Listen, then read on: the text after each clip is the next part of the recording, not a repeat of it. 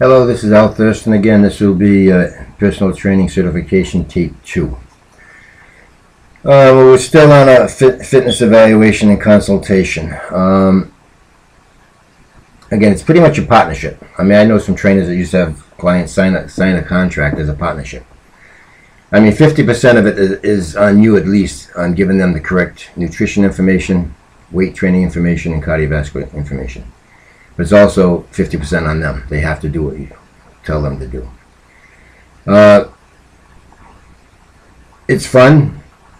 You got to teach people how. People have no idea how intense they should get in their workouts. Again, you have to slowly, gradually bring them up. You can't just go out there and kill them the very first workout. You'll never see them again. As it is, they're going to be hurting anyways. But you got to, little by little, pick up the intensity.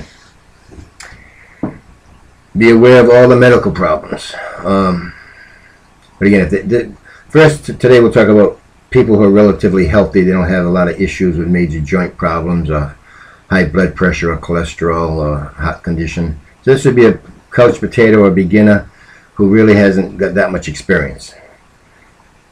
So again, explain to them how important it is for them to be consistent and to do what you tell them to do. I've got in the manual 5 common mistakes a trainer should avoid. 1, acting like a psychiatrist or psychologist when you're not. Prying into a client's personal life. Failure to keep clients' information confidential. Over-talking and under-listening. Using a client to your advantage. Again, it's very difficult when especially when you're with clients all the time. They become very close friends. You become like their health coach. But you have to keep it professional. Make sure you don't give them false information.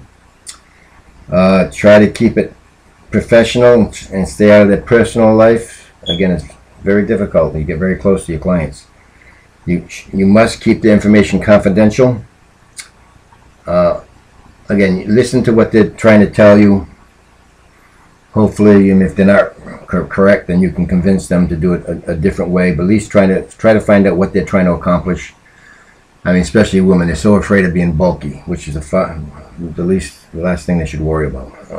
If they're eating right, training right, doing cardiovascular exercise correctly, they're not going to get bulky. If they're eating wrong and training wrong, then yeah, maybe.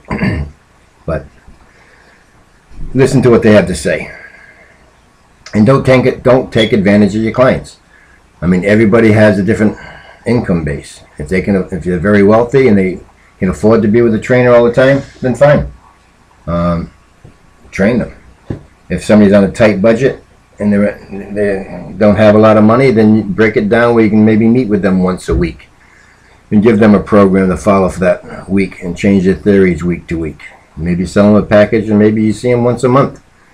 And let them do their own program and give them guidance during that hour session and tell them what they should do for the next month or next week.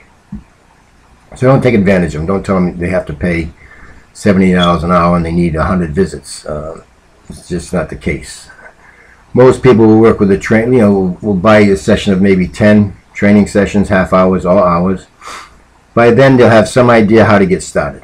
And then a lot of them will go off on their own for a month or 2 or 3, and then they'll come back and hire you for some more training sessions to learn some new theories.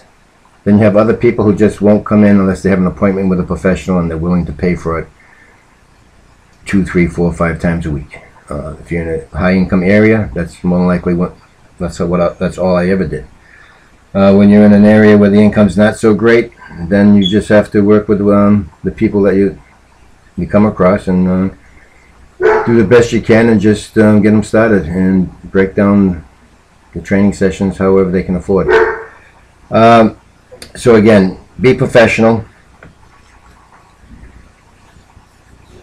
After you've done the fitness evaluation and they've signed the waiver and you've gone over their medical history and you've found out what kind of joint problems and everything else they have, then you're going to talk to them about nutrition. I always give my clients a handout.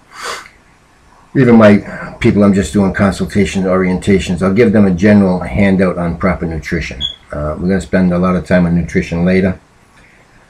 But right now, just emphasize how important it is to learn how to eat healthy. They're not going to see results if they don't learn how to eat healthier than what they have been. So I just run through as far as I give my handout. I tell them what foods to stay away from. I'll just tell them to, as far as the complex carbohydrates, strictly stay with plain oatmeal, cream of rice, sweet potato, yam, or brown rice. As far as the fiber, fresh or frozen vegetables, no canned, don't boil it, steam them, microwave them, eat them raw. Fruit, fresh fruit, no canned fruit. And protein sources, real pieces of non-processed meat, chicken, turkey, fish, egg, whey, soy, tofu, seeds, and nuts. Find out if they're allergic to any foods first.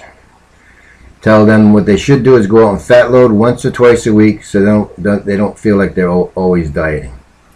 Dieting has a 98% failure rate anyway, so diets don't work. It's a lifestyle change and proper nutrition. So you want to get them to go out and enjoy themselves 1 or 2 meals per week so they can have something to look forward to, speed up their metabolism, and get some energy to make it through the next week. But other than their cheat meal or 2 per week, tell them they should stay away from all fast foods, processed foods, convenient foods, packaged foods. They should stay, if they want to be real serious, I banned all wheat and dairy from the bodybuilding world 30 years ago, especially the white flour and the dairy with the lactate, the sugar. People have to learn to be real cautious of certain types of sugar. So all your white flours are definitely out. The whole grain is not as good as you think it is. So if they have to have whole grain, all right, but it is not as good as a oatmeal, sweet potato, yam, or brown rice. So I get them off all wheat and dairy, all breads, bagels, and pasta. I get them off all dairy. If they have to have a pasta once in a while, I tell them to get a brown rice pasta. It's a rice noodle, not a wheat noodle like you get in a Thai restaurant. The dairy, if they really want dairy, I try to get them to get the lactate free. They didn't have that years ago, but now they have a lactate free milk. But they should be real leery of all processed foods, fast foods, convenient foods, wheat and dairy. So if they shop the outer perimeter of the supermarket and they stay with their fresh cuts of protein, their fresh vegetables, their fresh fruits, their sweet potatoes, yams, rices, meal replacement drinks are okay. I don't really like the protein bars. There's a lot of hidden sugars, but a lot of the meal replacement drinks, I would suggest get a good whey isolate protein powder, mix it with water, add ice. I like coffee. I'd put some espresso in there. Maybe some fruit, maybe some natural peanut butter, maybe a handful of oatmeal, and blend up their own drink. So again, you're going to spend time on nutrition, but you're going to emphasize how important nutrition is. If they don't make a lifestyle change in eating habits, they're not going to see the results they need to see. After you get done with the nutrition segment, then you're going to talk about weight training. You're going to have tell their clients to come in first, do a slight warm-up of some type, and then do their anaerobic sport first, like weight training. The old days, everybody stretched the cold muscle, then they did 30 minutes of cardio, then they weight trained. That's actually backwards. You want to do a 5-minute warm-up. I don't care if it's just doing some light exercises, little cardio. Do a little warm-up, and then do your weight training. When they weight train, have them do full range of motion without hyperextension. Don't snap a joint. Don't let the weights rest. Exhale on the positive, inhale on the negative. A little faster when you're lifting, a little slower when it's falling. Could use good form so you don't get injured, and you go until you're fatigued. You count for the sake of counting. You have fast, slow twitch fiber, red, white muscle cells. Don't do the same weight reps and sets. When I'm training people, sometimes I go very light, and I'll make them do one set of 100 reps. It's a much safer workout, less injuries, lighter weight, burning a lot more calories, better endurance, better density to the muscle, and you're elongating, not getting bulky. It's a much harder workout. I find the girls do very well with it, the guys don't. Guys always want to do heavyweight, low reps. Lightweight, high reps is just as good as any other theory. It's going to give you a much better quality muscle, and you're going to elongate, have a much better athletic endurance type of look. So sometimes I have them do hundreds. Sometimes I have them go a little heavier and do 2 sets of 50s. 50-ish, always till failure. Using good form. Sometimes I go a little heavier, give them 3 sets of 20. Sometimes I go heavier, give them 4 sets of 10-ish. Sometimes very heavy, 6 sets of 6s. Supersets, trisets, strip sets, descending sets, pyramids, negatives. You want muscle confusion. So change your theories around. and they're going to see much better results. And I don't care what their goals are. You want muscle confusion. You need to change your theories around. You can't always train heavy, nor should you always train light. You want to mix it up. You do your weight training first. The old days, they did cardio first. If you've eaten carbohydrate that day and you replenish the glycogen, the sugar in the bloodstream, your body's not going to transport fat into energy until you deplete the glycogen in your bloodstream, which takes 20-some minutes. So you just wasted 20-some minutes. Then your muscle can't get a good contraction, a good pump, because it needs the glycogen for the contraction of the muscle. So do your weight training first, so your muscle's got something to feed off of. It's getting a good pump, good contraction. By the time you get done lifting weights, you've depleted the glycogen. The time of the year when you're doing a lot of cardio, you're going to burn fat much quicker, because your body's, as long as you walk, ride, or step as fast as you can while maintaining oxygen, your body's forced into transporting fat into energy.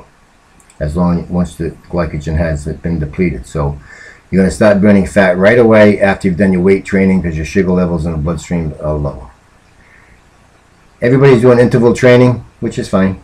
But since the beginning of fitness, we always said you can't transport fat into energy unless oxygen is present. So you have the fat burning zone with oxygen, you have the cardiovascular zone without oxygen. So it's good to mix it up. I'm not saying not to do it, but I still think you should walk, ride, or step as fast as you can while maintaining oxygen. Okay? Certain times of the year, you should have your cutting phase. Certain times of the year, you should have your growing phase. You shouldn't do the same thing all year long. You shock your body with nutrition by fat loading once or twice a week. You shock your body with weight training by changing your theories around between fast, slow, twitch, fiber, red, white muscle cells, between the ATP, glycolysis, Krebs cycle. And you shock your body with cardio by certain times of the year. You're going to do a lot of cardio. Certain times of the year, you're not going to do any cardio.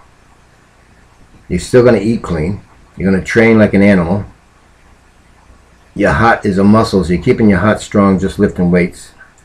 So you should have 3 or 4 months at a time. You should kill yourself on cardio. When I used to compete, I would do 3 45-minute sessions a day, 6 days a week for 3 or 4 months, getting ready for a show. Off season, we never did any, because we didn't want to be aerobically efficient. We wanted to be a good fat burning machine. So certain times of the year, you should kill yourself on cardio. Certain times of the year, you should take a break from cardio. We've been arguing with the women in the aerobic studios for years. It's once in a while, get out of the aerobic state. Take your weight training more serious. If you take your weight training as serious as you should be, you don't need to do anywhere near as much cardio as you think you have to do. But people don't train with weights at a high enough intensity. So eat right, change your theories around, cycle your cardio. Have certain times of the year you're doing a lot of cardio, certain times of the year you're taking a little break and you're getting out of the aerobic state. So that would be what I would be covering in the fitness consultation and orientation before we went out to the gym. So you're going to have them fill out a fitness PARQ. You're going to go over their medical history, find out what kind of joint problems they have, so you'll know what kind of exercises to avoid, find out about their blood pressure, their cholesterol, any heart disease. There's a big questionnaire. You're going to find out everything you can about them. If they have a thyroid problem, if they have fibromyalgia, if they have chronic fatigue syndrome, if they have whatever. So find out as much as you can. Then chat with them and give them some general nutrition advice on what kinds of foods to eat and what kinds of foods to stay away from. Talk to them about weight training first. Maybe stretching a warm contracted muscle, or at the end so you don't lose your flexibility, but you really shouldn't stretch a cold muscle. That's how you tear something. So in between sets, maybe stretch them out. Change their theories around and talk to them about how to do cardiovascular exercise, how often, take a break once in a while, maintain oxygen or interval training, whatever you're going to have them do, and get them started. Alright, so this will be the end of video 2 on the personal training certifications, and watch for the video 3. Thanks.